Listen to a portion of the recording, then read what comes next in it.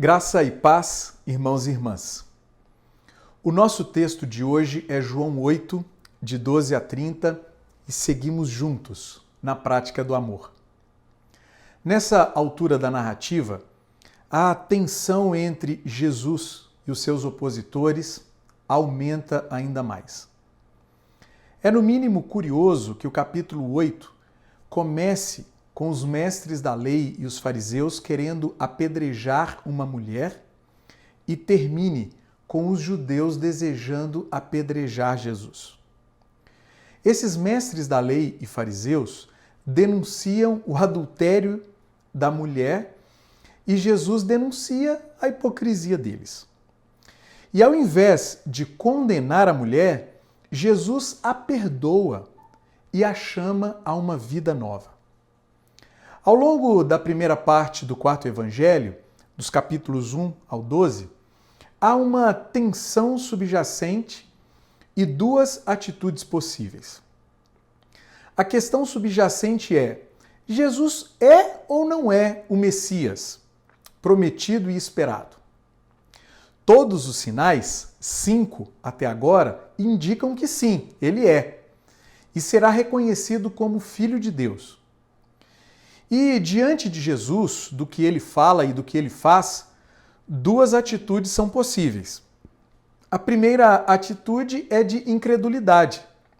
Os seus opositores são exemplos disso. E a segunda atitude é de fé. E os seus discípulos são exemplos disso. Eles creem e obedecem. No nosso texto de hoje, Jesus discerne a radical incredulidade dos seus opositores e os alerta, mais uma vez, quanto à gravidade dessa atitude deliberada. O coração deles está em trevas e precisa urgentemente ser iluminado. O foco passa da exterioridade do pecado da mulher para a interioridade do pecado dos fariseus e dos judeus. João 8, de 12 a 30. Falando novamente ao povo, Jesus disse: Eu sou a luz do mundo. Quem me segue nunca andará em trevas, mas terá a luz da vida. Os fariseus lhe disseram: Você está testemunhando a respeito de si próprio. O seu testemunho não é válido. Respondeu Jesus: Ainda que eu mesmo testemunhe em meu favor, o meu testemunho é válido, pois sei de onde vim e para onde vou. Mas vocês não sabem de onde vim nem para onde vou.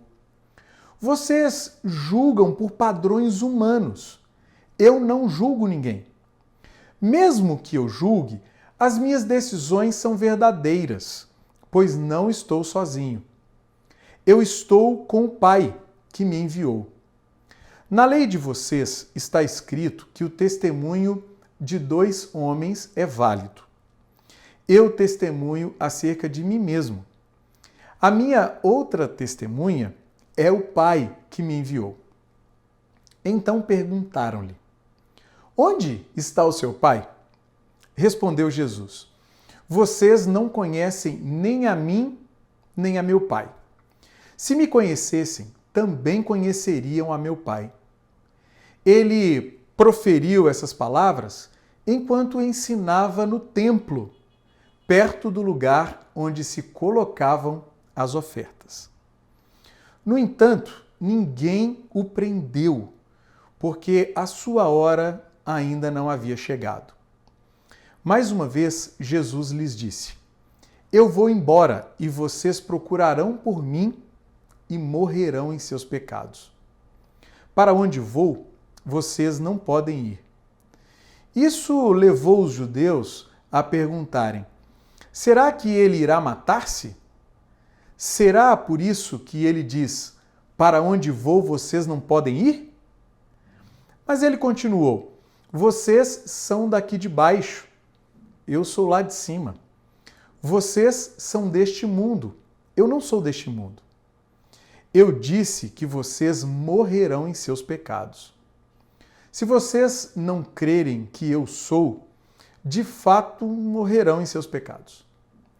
Quem é você? Perguntaram eles. Exatamente o que tenho dito o tempo todo, respondeu Jesus. Tenho muitas coisas para dizer e julgar a respeito de vocês, pois aquele que me enviou merece confiança, e digo ao mundo aquilo que dele ouvi. Eles não entenderam que lhes estava falando a respeito do Pai. Então Jesus disse: quando vocês levantarem o Filho do Homem, saberão que eu sou, e que nada faço de mim mesmo, mas falo exatamente o que o Pai me ensinou. Aquele que me enviou está comigo. Ele não me deixou sozinho, pois sempre faço o que lhe agrada. Tendo dito essas coisas, muitos creram nele. Eu gostaria de propor que, para que experimentemos a vida abundante que Jesus nos oferece, é necessário que creiamos nele tal como ele se revela a nós. No texto de hoje, observamos 3 revelações de Jesus sobre si mesmo. A primeira revelação é que Jesus ilumina o mundo, do verso 12 ao 18. Tendo terminado a conversa com a mulher, Jesus se dirige ao povo para ensiná-lo. Ele declara: eu sou a luz do mundo. Quem me segue nunca andará em trevas, mas terá a luz da vida. Verso 12. Para o judaísmo antigo, a noção de Deus chamar alguém para ser luz do mundo é muito familiar. Inicialmente, essa noção é coletiva. Todo o povo de Israel, desde Abraão, é luz do mundo. Posteriormente, essa noção se torna pessoal. O servo do Senhor será a luz do mundo. O profeta diz: eu, o Senhor, o chamei para a justiça. Segurarei firme a sua mão. Eu o guardarei e farei de você um mediador para o povo e uma luz para os gentios. Isaías 42:6. Pela profecia, esse propósito só será alcançado pelo sofrimento, morte e ressurreição do servo do Senhor. Isaías 53 descreve isso. Aí Jesus entra na história, na festa dos tabernáculos, festa da água e da luz, e afirma: eu sou a luz do mundo. Ou seja, eu sou o Messias prometido e esperado. Eu sou aquele através do qual o meu Pai vai abençoar o mundo inteiro. Aleluia! E um detalhe precisa ser destacado. Quem me segue, diz Jesus, nunca andará em trevas, mas terá a luz da vida. Quem me segue é sinônimo de quem me imita. Isto é, quem imita a Jesus anda na luz e experimenta a vida. Evocando o princípio básico de que o testemunho sobre si mesmo é inválido, os fariseus questionam a forma, não o conteúdo da declaração de Jesus. Isso porque a legislação mosaica exigia o mínimo de 2 testemunhas. E a este questionamento, Jesus responde lançando mão de um duplo argumento. O da sua origem divina, ele vem do Pai. E o da sua segunda testemunha, a saber, o próprio Pai. A única possibilidade de andarmos na luz e de experimentarmos a vida é seguindo a Jesus. Isso porque, mais do que confessional, a fé cristã é relacional. É o caminho da imitação de Jesus na vida. É como afirma João Sobrino: crer é seguir Jesus, e não apenas entender a Jesus. Quem quer conhecer Cristo e não só ter notícias sobre ele, que o siga. E nessa mesma linha, René Padilla acrescenta: conhecemos à medida que obedecemos. Logo, Jesus te chama, me chama e nos chama a imitá-lo e a experimentarmos a vida abundante que Ele nos dá. A segunda revelação é que Jesus mostra o seu Pai ao mundo, do verso 19 ao 20. Ao ouvirem que o Pai é a segunda testemunha de Jesus, os fariseus lhe perguntam: onde está o seu Pai? Verso 19a. E Jesus lhes responde: vocês não conhecem nem a mim e nem a meu Pai. Se me conhecessem, também conheceriam meu Pai. Verso 19b. Desta resposta decorrem duas implicações. Primeira, aqueles que pensavam conhecer a Deus não o conheciam de fato. Comentando este texto, N.T. Wright diz: conforme Jesus percebe, no cerne de Israel do seu tempo havia um único grande problema. Eles se haviam esquecido de quem Deus realmente era. O comportamento, a atitude e as ambições deles indicam que não conhecem aquele a quem Jesus chama de Pai. E por isso não conseguem reconhecer que Jesus veio do único Deus verdadeiro. Segunda implicação é que Jesus é quem mostra o coração e o rosto do seu Pai ao mundo. Quem quiser conhecer o Pai precisa conhecer a Jesus. Precisa segui-lo na vida.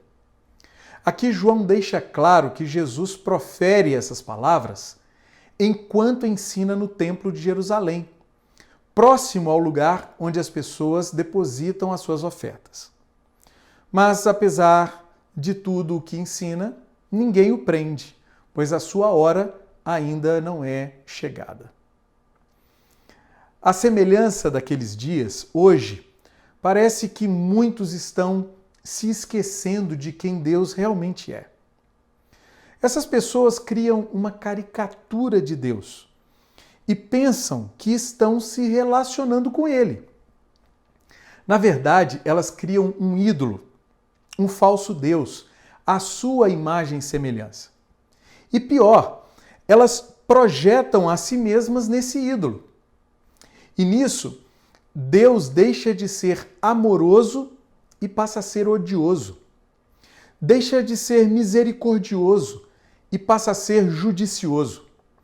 Deixa de ser gracioso e passa a ser rigoroso. Deixa de ser alegre e passa a ser irado. Deixa de ser pacífico e passa a ser violento. Deixa de ser generoso e passa a ser mesquinho e por aí vai. Será que você, eu, nós nos incluímos entre essas pessoas que estão esquecendo de quem Deus realmente é? Se sim, nós precisamos olhar para Jesus hoje.